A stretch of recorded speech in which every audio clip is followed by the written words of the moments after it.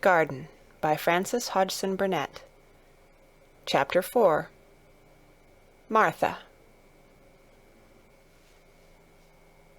When she opened her eyes in the morning, it was because a young housemaid had come into her room to light the fire and was kneeling on the hearth-rug, raking out the cinders noisily. Mary lay and watched her for a few moments, and then began to look about the room. She had never seen a room at all like it, and thought it curious and gloomy. The walls were covered with tapestry, with a forest scene embroidered on it. There were fantastically dressed people under the trees, and in the distance there was a glimpse of the turrets of a castle. There were hunters and horses and dogs and ladies. Mary felt as if she were in the forest with them. Out of a deep window she could see a great climbing stretch of land, which seemed to have no trees on it, and to look rather like an endless, dull, purplish sea. "What is that?" she said, pointing out of the window. Martha, the young housemaid, who had just risen to her feet, looked and pointed also. "That there?" she said. "Yes." "That's the moor," with a good-natured grin. "Does thee like it?" "No," answered Mary. "I hate it." "That's because thou art not used to it," Martha said, going back to her hearth. "Thou thinks it's too big and bare now, but thou will like it." "Do you?" inquired Mary. "Aye, that I do," answered Martha, cheerfully polishing away at the grate. "I just love it. It's none bare. It's covered with growin' things as smells sweet. It's fair lovely in spring and summer when the gorse and broom and heather's in flower. It smells o' honey, and there's such a lot of fresh air, and the sky looks so high, and the bees and skylarks make such a nice noise, hummin' and singin'. I wouldn't live away from the moor for anythin'." Mary listened to her with a grave, puzzled expression. The native servants she had been used to in India were not in the least like this. They were obsequious and servile, and did not presume to talk to their masters as if they were their equals. They made salams and called them "protector of the poor," and names of that sort. Indian servants were commanded to do things, not asked. It was not the custom to say "please" and "thank you," and Mary had always slapped her ayah in the face when she was angry. She wondered a little what this girl would do if one slapped her in the face. She was a round, rosy, good-natured-looking creature, but she had a sturdy way which made Mistress Mary wonder if she might not even slap back, if the person who slapped her was only a little girl. "You are a strange servant," she said from her pillows, rather haughtily. Martha sat up on her heels with her blacking brush in her hand, and laughed, without seeming the least out of temper. "I know that," she said. "If there was a grand missus at Misselthwaite, I should never have been even one of the under-housemaids. I might have been let to be scullery-maid, but I'd never have been let upstairs. I'm too common, and I talk too much Yorkshire. But this is a funny house for all it's so grand. Seems like there's neither master nor mistress, except Mr. Pitcher and Mrs. Medlock. Mr. Craven, he won't be troubled about anything when he's here, and he's nearly always away. Mrs. Medlock gave me the place out of kindness. She told me she could never have done it if Misselthwaite had been like other big houses."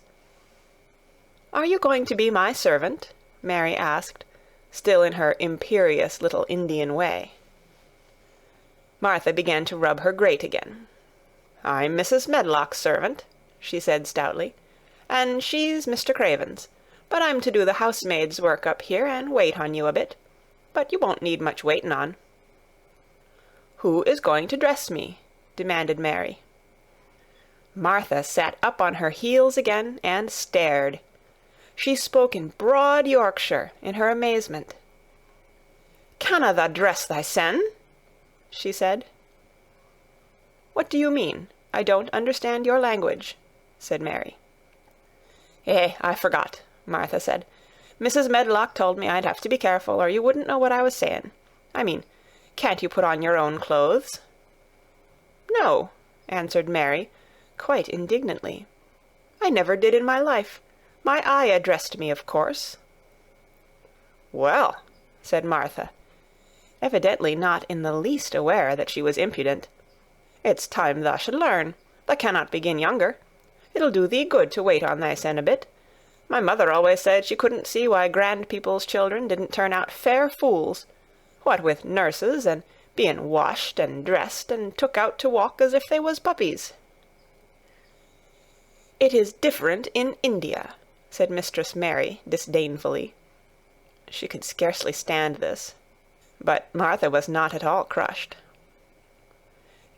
I can see it's different," she answered, almost sympathetically. "I dare say it's because there's such a lot of blacks there, instead of respectable white people. When I heard you was coming from India, I thought you was a black too." Mary sat up in bed, furious. "What?" she said. "What? You thought I was a native? You daughter of a pig!" Martha stared and looked hot. "Who are you calling names?" she said. "You needn't be so vexed. That's not the way for a young lady to talk. I've nothing against the blacks. When you read about 'em in tracts, they're always very religious. You always read as a black's a man and a brother. I've never seen a black, and I was fair pleased to think I was going to see one close. When I come in to light your fire this morning, I crept up to your bed and pulled the cover back careful to look at you. And there you was," disappointedly. "No more black than me, for all you're so yeller." Mary did not even try to control her rage and humiliation. "You thought I was a native? You dared? You don't know anything about natives. They're not people. They're servants who must salaam to you. You know nothing about India. You know nothing about anything." She was in such a rage, and felt so helpless before the girl's simple stare, and somehow she suddenly felt so horribly lonely and far away from everything she understood, and which understood her, that she threw herself face downward on the pillows and burst into passionate sobbing.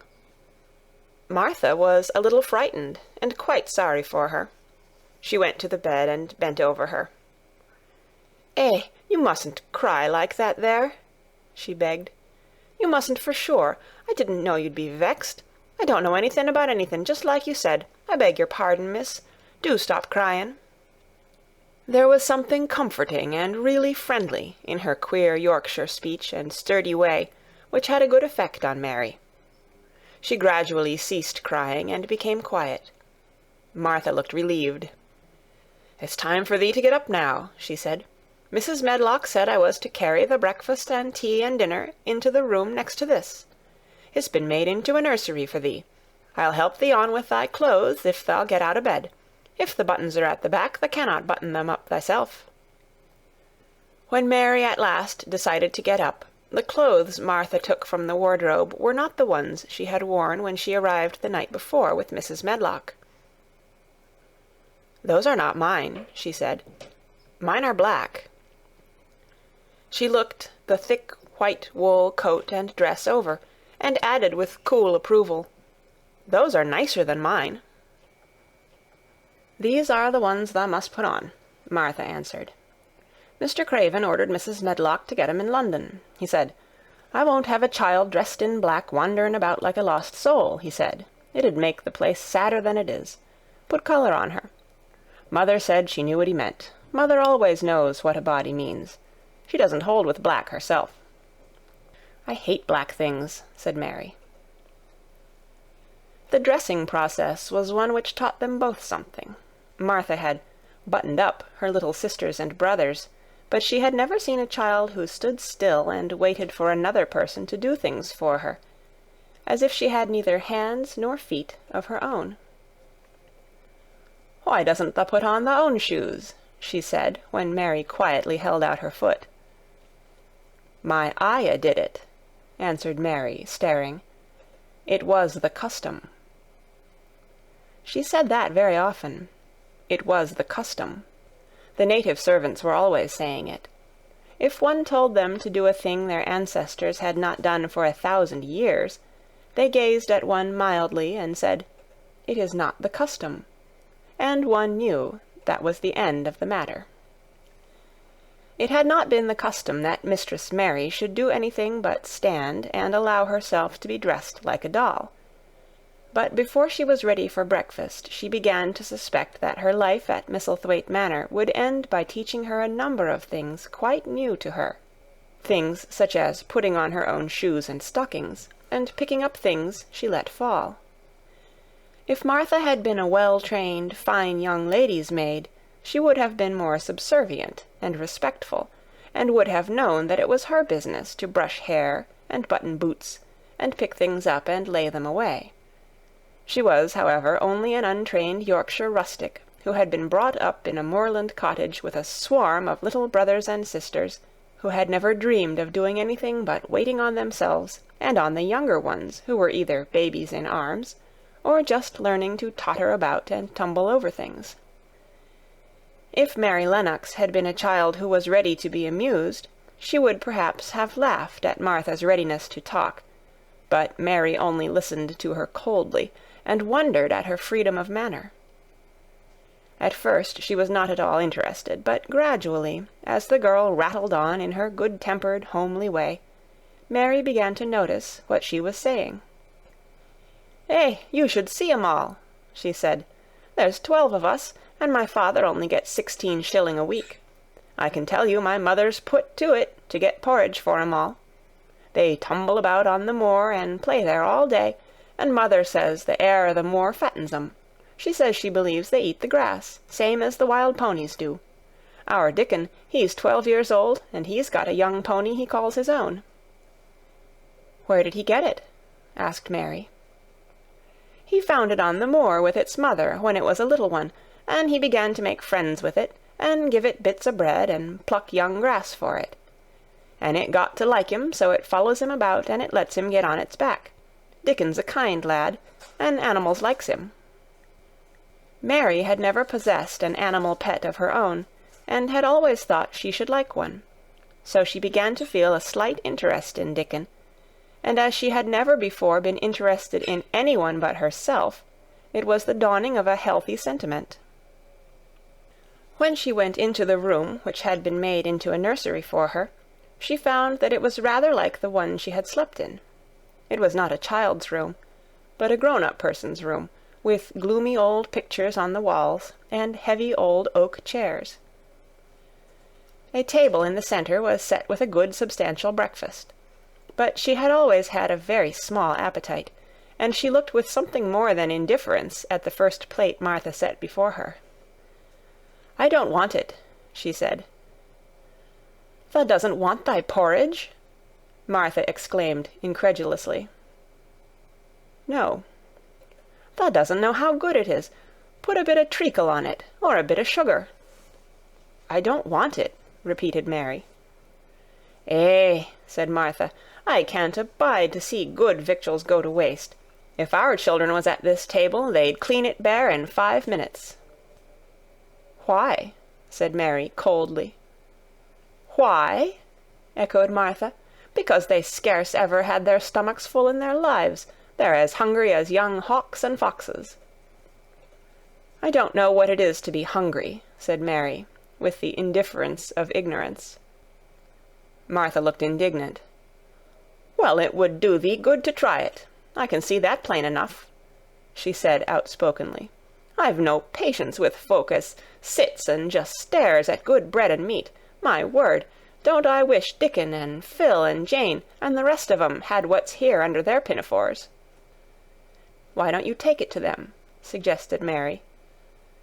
"It's not mine," answered Martha stoutly, "and this isn't my day out. I get my day out once a month, same as the rest.